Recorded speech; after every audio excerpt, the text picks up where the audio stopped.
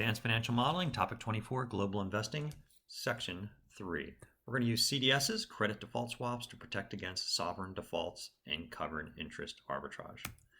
So let's talk about credit default swaps, or CDSs. A CDS is a contract that makes a payment to the buyer of a CDS if a specified bond defaults. The buyer pays periodic premiums like insurance. So again, let's think about buying that Pakistani bond or a Thailand bond, sovereign bond. Say that bond makes annual coupon payments to the buyer. Well, if you're worried about the bond defaulting, you can pay a premium, say some percentage of the par of the bond, to an insurance company, and they make sure that if the bond defaults, you will be made whole. So the CDS contracts can be used to guarantee the payment of a corporate or government bond. The cost is paid over the life of the bond. For example, maybe you pay 50 basis points of par each annual coupon payment date. Now you can add a credit default swap to covered interest arbitrage, and then you truly have a risk-free investment.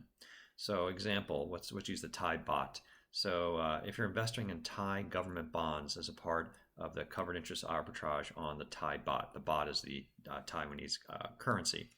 If you bought that bond, what you do is maybe subtract 50 basis points of the interest and then use that to pay off or to pay the CDS insurance.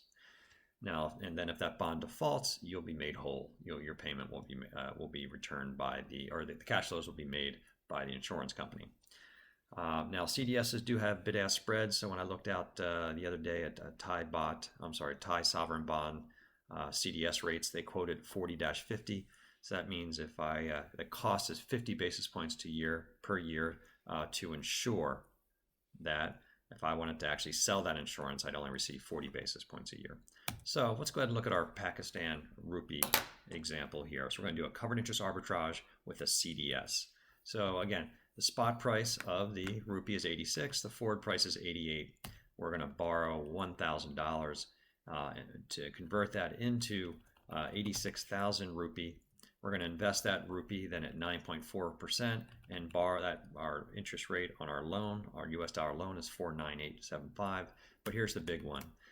It's going to cost me 2.5% to insure the Pakistan bond. So that's my CDS rate. So I'm going to get my 86,000 rupees. Again, I borrowed $1,000, converted into rupees at 86. So I have 86,000 rupees.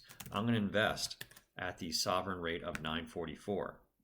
However, I'm going to simultaneously enter into a contract to give up 2.5% of that interest to the CDS issuer, or the insurer.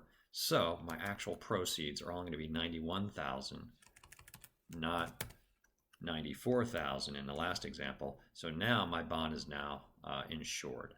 So when I now calculate my profit, what I thought was let me go hit forward a couple times.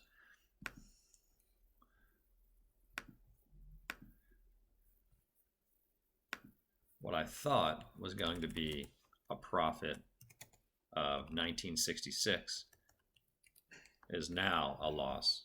So in this example,